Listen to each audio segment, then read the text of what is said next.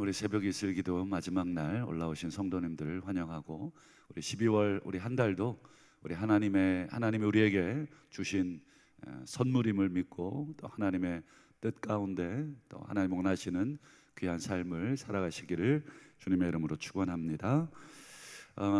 우리 혹시 그 책자와 영상을 보신 분들이 꽤 많으시리라 제가 생각을 하는데, 아마 제목으로 아마 이렇게 나온 것 같아요. 우리 팔복 중에 이제 하나로 이렇게 제목을 지었고, 그 주인공 목사님이 이제 최춘선 목사님이라는 분이 주인공이신데, 아마 그분을 우연히 만난 우리 한 PD가 그분을 이렇게 다큐멘터리 형식으로 촬영을 했고, 그것을 이제 영상으로 담아서 많은 사람들에게 이제 공개를 했던 것이죠. 그래서 아마 당시에 많은 사람들에게 큰 감동을 줬던, 처음에는 거린인 줄로 알았는데, 왜냐하면 이제 맨발로 이제 지하철 전도를 이제 하시는 이제 한 노인이셨습니다. 좀 특이하잖아요, 맨발로.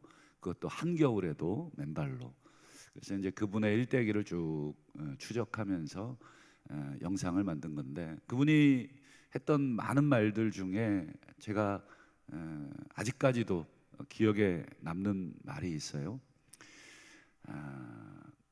미운 사람 없는 사람, 그러니까 미워하는 사람이 없는 사람이 1등 권세자요, 이 말을 하시더라고요. 미운 사람이 없는 사람. 여러분, 미운 사람 있으십니까? 미운 사람 한두 명쯤은 혹시 있죠.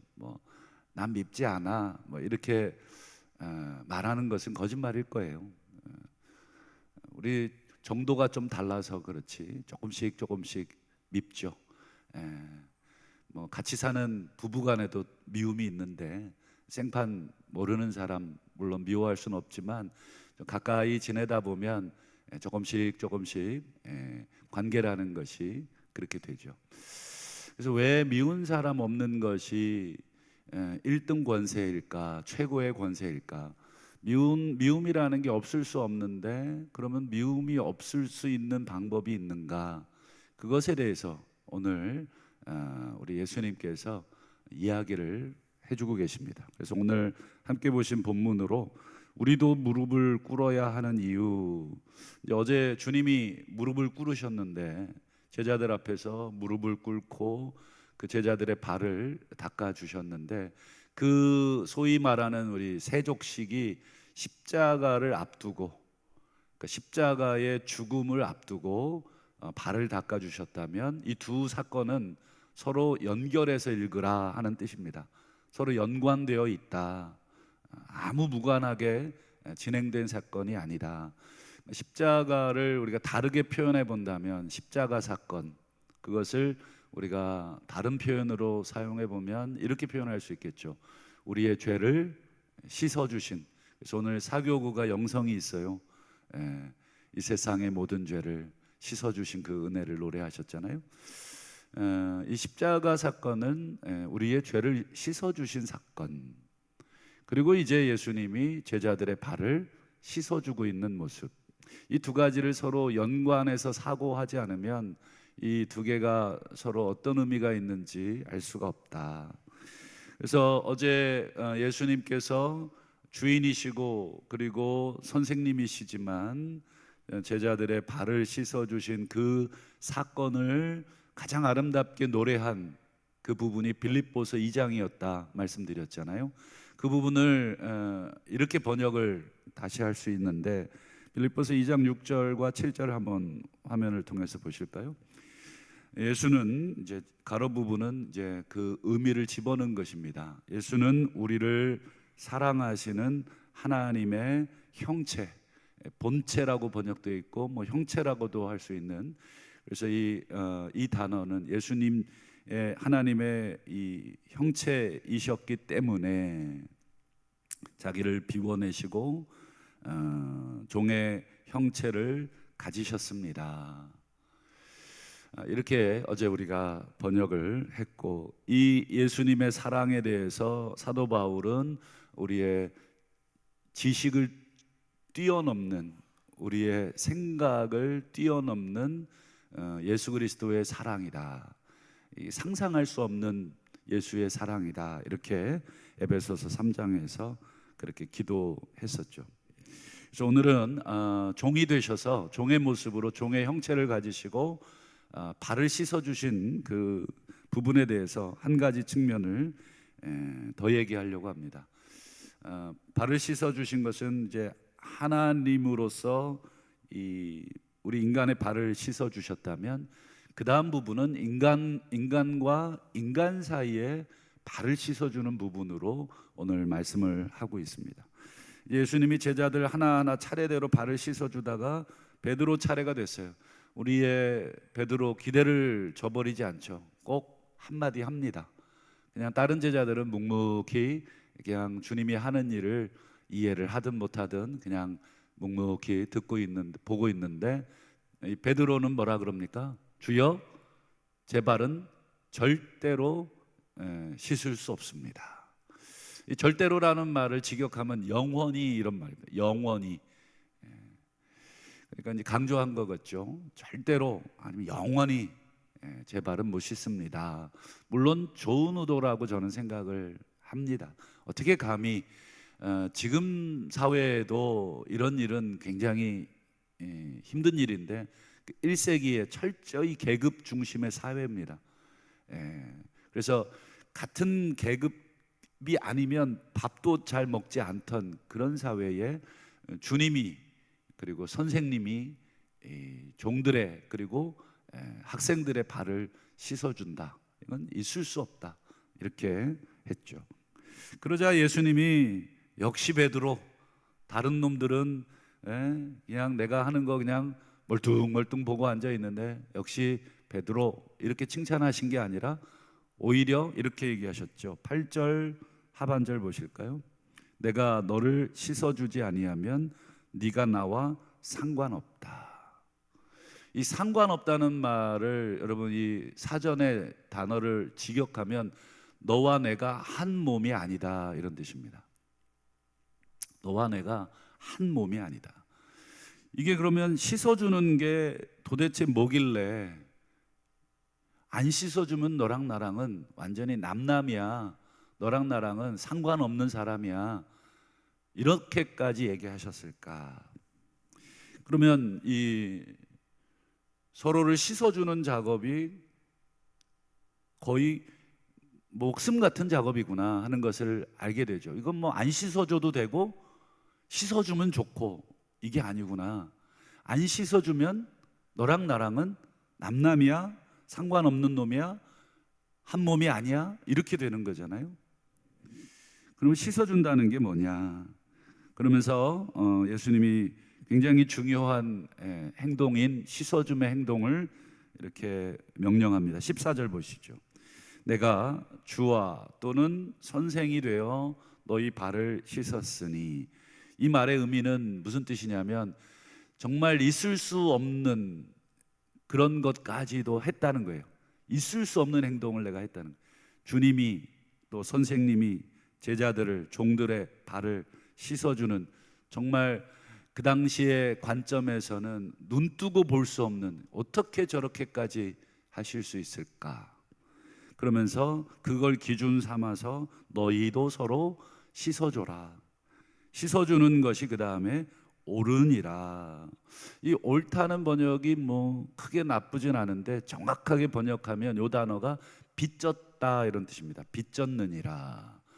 발을 씻어주는 그 행동을 지금 빚지고 있다는 거예요. 그러니까 우리가 채무자인 거죠. 그러니까 어떻게든지 간에 발을 빚어줘야 되는데, 왜냐하면 빚을 갚아야 되니까, 우리에게 진 빚이니까 그냥 몰라, 그냥 뭐 빚 안 갚고 그냥 살겠어, 이렇게 배짱을 부리지만 않는다면, 대부분의 선한 양심을 가진 사람은 빚을 지면 어떻게 하냐면 어떻게든지 갚으려고 하겠죠. 그리고 빚을 안 갚으면 어떤 일이 벌어집니까?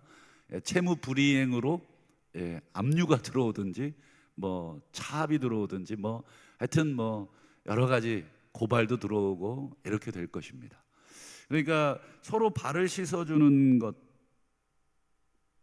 발을 씻어주지 않으면 한 몸이 아니고 또 발을 씻어주지 않으면 계속 빚진 채로 있다는 거예요. 이게 오르니라라고 하는 이 단어의 정확한 의미입니다. 이 단어를 찾아보면 1번 빚졌다예요.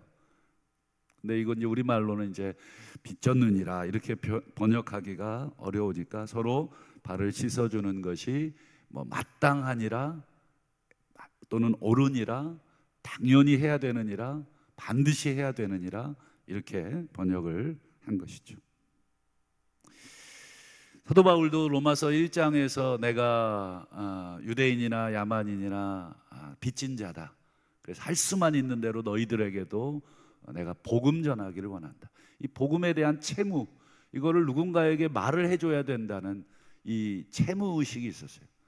말을 안 해주면 이 감당할 수 없는 거죠. 그리고 로마서 8장에도 우리가 빚진 자입니다. 그러므로 육신대로 살아서는 안 됩니다.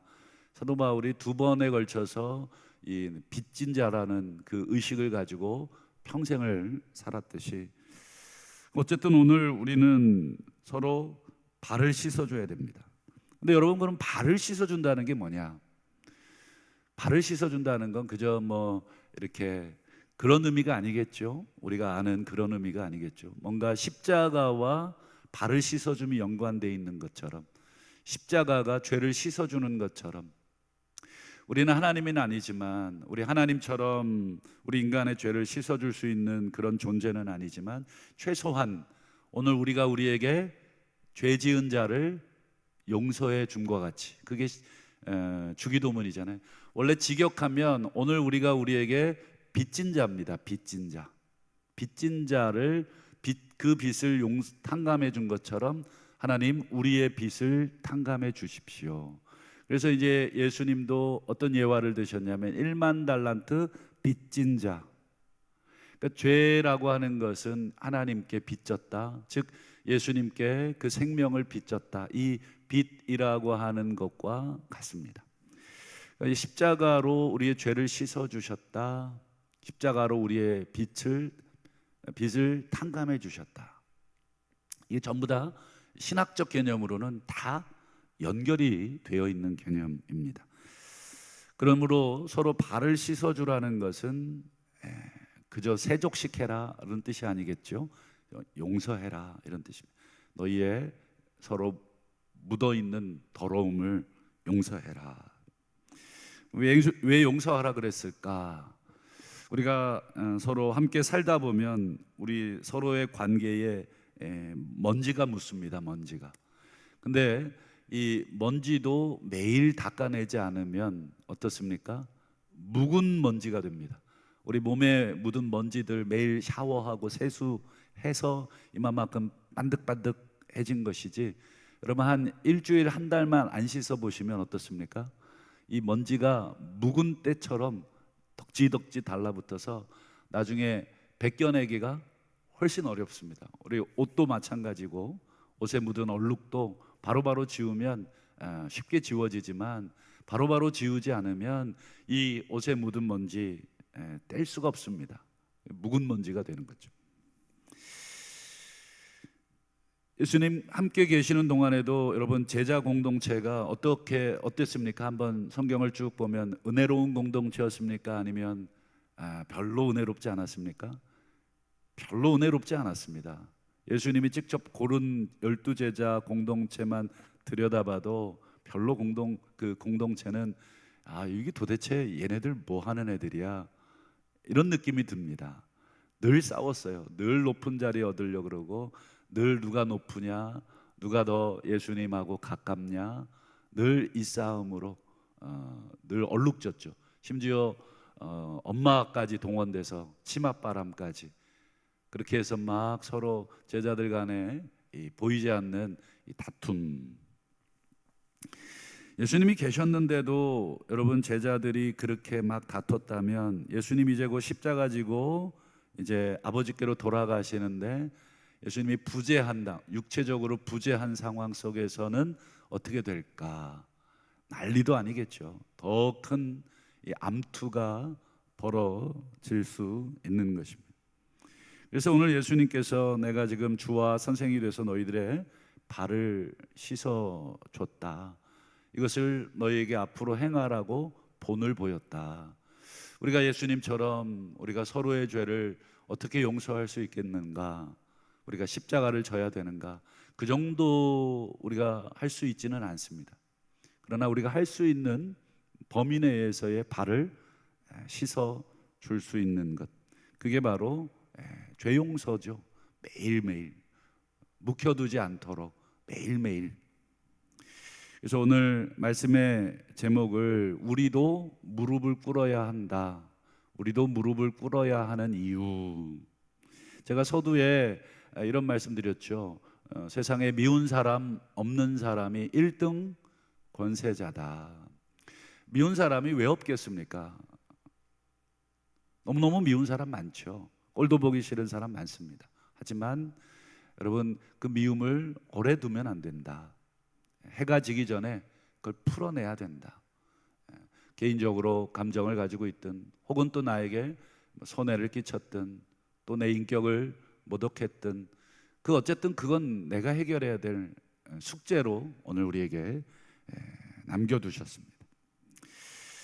여러분, 우리가 무릎을 꿇어야 되는 이유는 두 가지인데, 첫 번째로는 먼저 주님께서 우리 앞에 무릎을 꿇어 주셨기 때문에 이게 첫 번째 이유이고요. 두 번째 이유는 좀 더 무서운 이유입니다. 오늘 결론으로 이 두 번째 이유를 함께 보고 말씀을 맺겠습니다. 마태복음 6장 14절 15절 한번 보실까요? 이 순서를 잘 보셔야 됩니다. 여러분, 순서를 우리는 별로 중요하게 생각하지 않는데, 이 조건문이라는 것은 앞에 조건이 더 중요한 것입니다. 14절 보시면 너희가 사람의 잘못을 용서하면 너희 하늘 아버지께서도 너희 잘못을 용서하시려니와. 15절은 이제 부정으로 되어 있는 것입니다. 똑같은 것을 하나는 긍정, 뒤에는 부정, 강조하기 위한 어법이죠. 그러면 여러분, 똑같은 내용인데 중요한 건 어순입니다. 어순. 어떤 게 먼저고 어떤 게 나중이냐. 너희가 사람의 잘못, 사람과 사람의 잘못을 용서하는 게 먼저입니다. 그것이 용서가 되지 않으면 하나님도 우리 잘못을 용서하지 않는다. 여러분, 우리가 신학적으로 아주 잘 배운 신학이 뭡니까? 우리가 예수 믿으면 용서받고 구원받는다. 이게 너무 중요한 신학인데, 그 신학을 잘 배웠는데, 이 신학을 너무 잘 배우다 보니까 이것만 가지고 우리가 성경 전체를 이해하는데, 성경에 여러 번 사람의 잘못에 대한 용서와 하나님이 우리의 잘못에 대한 용서를 서로 연결시켜 주는데, 순서가 하나님이 우리를 먼저 용서해 준 것이 먼저가 아니라 이렇게 돼 있다는 것을 보면서도 부인하려고 합니다. 이거 아니야. 어떻게 우리가 우리의 잘못을 용서하지 않으면 하나님도 용서하지 않. 이게 그러면 예수 믿어서 구원받는다, 이거 다 부정되는 거야. 이게 너무너무 신학적인 사고가 강하다 보니까 이렇게 말씀을 하셨는데도 그거 아니라고, 심지어 이렇게 말씀하신 예수님도 막 혼내죠. 예수님 지금 무슨 소리 하시는 거냐고. 예수님이 하나님이신데도 이미 내가 가지고 있는 고정적인 생각으로 인해서 이 말씀을 때로는 다 뒤집으려고 하는, 그냥 원초적으로 이 말씀을 읽으셔야 됩니다. 그래서 마지막으로 드릴 질문은 이것입니다. 만약 죽을 때까지 우리가 누군가를 용서하지 않는다면, 죽을 때까지 내가 용서할 수 없다면, 그리고 내가 눈을 감는다면, 조건문이죠. 과연 내가 천국에 갈 수 있을까? 갑자기 겁이 덜컥 나시나요? 그래서 예수 믿으면 내가 천국 간다고 알고 있는데, 내가 죽을 때까지 누군가에 대한 미움을 용서하지 못한다면 내가 과연 천국에 갈 수 있을까? 오늘 마태복음 6장 이 말씀을 기준으로 우리가 우리에게 우리의 사람을 잘못을 용서하지 않으면, 그게 주기도문도 마찬가지입니다. 주기도문이 여러분 마태복음 아까 6장 14, 15절을 봤잖아요. 그 위에요. 6장 9절, 1절부터 12절이 주기도문입니다. 주기도문의 죄 용서에 대한 부분이 어떻게 되어 있습니까? 우리가 우리에게 죄 지은 자, 빚진 자를 탕감해 준 것처럼, 용서해 준 것처럼, 이게 전제 조건이고, 그 다음이 이제 우리가 정말 하나님께 요구하는 우리의 빚을 탕감해 주십시오, 우리의 죄를 용서해 주십시오. 말씀을 맺겠습니다. 여러분, 용서는 구원과 관계되어 있고, 용서는 나에게 잘못한 것에 대한 씻음과 관계되어 있고, 이 땅의 용서는 하늘의 용서와 연결되어 있습니다. 이것을 분리하는 순간 우리는 성경을 1.1획이라도 바꾸지 말라는 그 하나님의 말씀을 우리는 그냥 내 임의로 통으로 바꾸는 죄를 짓는 것입니다. 그래서 이 땅의 용서가 하늘의 용서, 우리 서로에 대한 용서가 하나님과 우리의 용서와 연결되어 있다라고 하는 것을 기억하시고, 세상에 미운 사람 있겠지만 그 미움을 우리가 날마다 씻어내시고 털어내심으로 인해서 우리 하나님 앞에서도, 하나님, 제가 아무개를 용서합니다, 또는 그 사람에게 가서, 여러분, 그 사람이 나에게 잘못했으면 내 스스로가 해결하면 좋겠고, 또 내가 저 사람에게 잘못했으면 가서 미안합니다, 제가 혹시 이렇게 해서 뭐 기분을 상하게 했거나 또 형제에게 죄를 지었거든 용서해 주십시오. 여러분, 용서해달라는 말은 여러분 천국의 언어입니다. 우리 용서해달라는 말을 할 줄 모르는 사람은 여러분 천국 백성의 언어를 모르는 사람인 것입니다. 서로가 잘못했을 때 미안합니다, 또 좋을 때는 감사합니다, 이것이 여러분 일반 사회에서도 그런 말을 우리가 권장하듯이, 여러분 우리 그리스도의 공동체는 언제든지 고맙습니다, 미안합니다, 죄송합니다, 이런 말들이 우리 가운데 풍성해야 여러분 우리 가운데 서로 미움이 싹트지 않고 사탄이 그 씨를 우리 마음에 뿌리지 않는 줄로 믿고, 오늘 하루도, 아니 남은 평생도, 또 과거에 또 그런 것들도 우리가 풀 수 있는 대로 최대한 가서 발을 씻어주시는 우리 저와 우리 모두가 되시기를 우리 주님의 이름으로 축원합니다. 기도하겠습니다. 이 시간 주신 말씀 기억하면서